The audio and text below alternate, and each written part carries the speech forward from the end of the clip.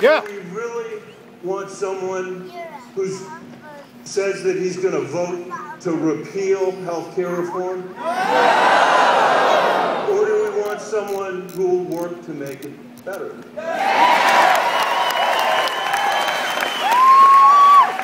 Do we want someone who wants to abolish the Department of Education?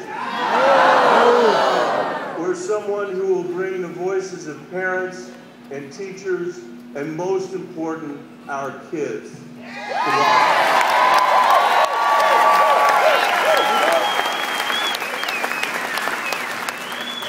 Do we really want someone who stands up for the big oil companies to create jobs in the Persian Gulf?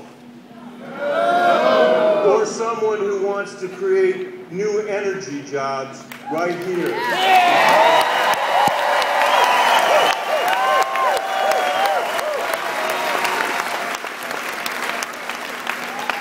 Yes, times are tough, but tough times are nothing new to Colorado or the American people. We've faced down hardship and overcome adversity before.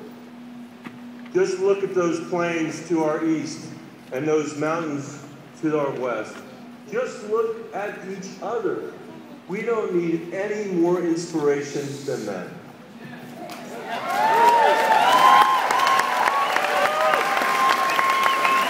So together in Colorado, with the 14 days that are remaining starting tomorrow, with early voting starting today, with the mail ballots that are already out in people's houses, let's get out and vote.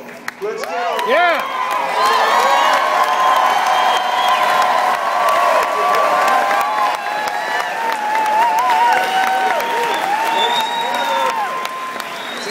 For our kids and for our grandkids, for the Coloradans that are coming after us, just as the ones that came before us did. Let's go out and win this election for Colorado. Yeah, come on. Colorado. Everybody, let's win this one. Great privilege to introduce to you the 42nd President of the United States.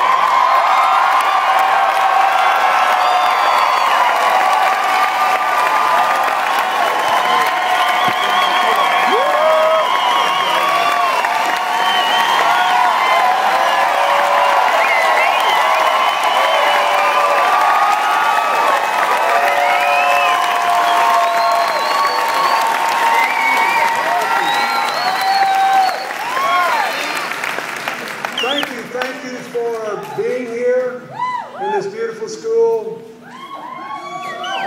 Michael, thank you for giving me a reason to come back to one of my favorite places on earth. I want to thank Susan and your daughters for sharing you with Colorado and America and for sticking with you through this irrationally difficult campaign, about which I will say more. I want to thank Governor Ritter, Senator Udall, Congressman Perlmutter, Treasurer Kennedy, Secretary of State Busher. Thank you all for being here and for supporting Senator Michael Bennet. Ladies and gentlemen, I was listening to him, and he told you just about everything you need to know. And he made you laugh, which is good. I told somebody, this Tea Party business had brightened my life. They've now had everybody, we've gone from wrestling to witchcraft.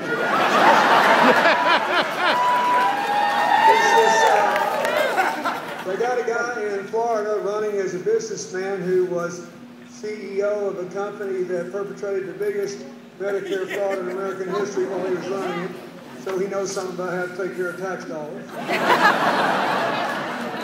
They got a guy in Alaska running for the Senate who went to Yale Law School, and I really made him mad the other day because I went to Yale Law School, and I told him the whole thing that ever made me uncomfortable about it is it was viewed as an elite institution, and I never wanted to be identified with anything elite in my life.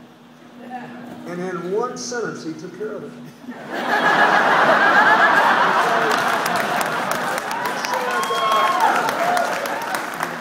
He said that he felt that Social Security and unemployment compensation were not just bad programs, they were unconstitutional because the framers did not provide for them in the Constitution. Hello.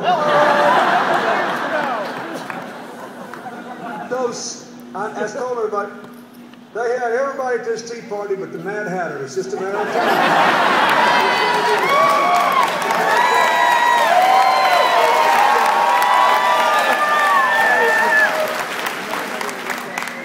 Don't get a laugh. The truth is, this is really quite serious. Sometimes they look like they're advocating 18th century ideas like it was in the Constitution. Mostly what they're advocating are ideas that no one has believed in for more than 100 years since we moved from being an agricultural to an industrial society, and we had to realize that if we had these big economic interests, they would crush the life out of the country and prohibit our ever building a great middle-class society and giving immigrants and poor people a chance to work their way into the middle class.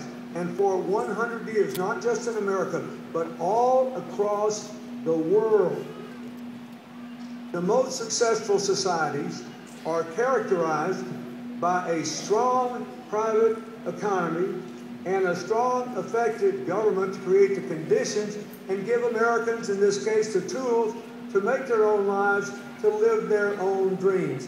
I spend most of my life having nothing to do with politics. Somebody else in my family's involved in that, and she can't.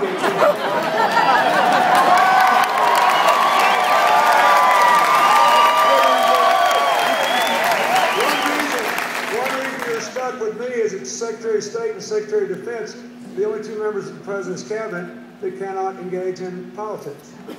Although I did get strict instructions to give a good speech to them. But look, I want to be serious about this.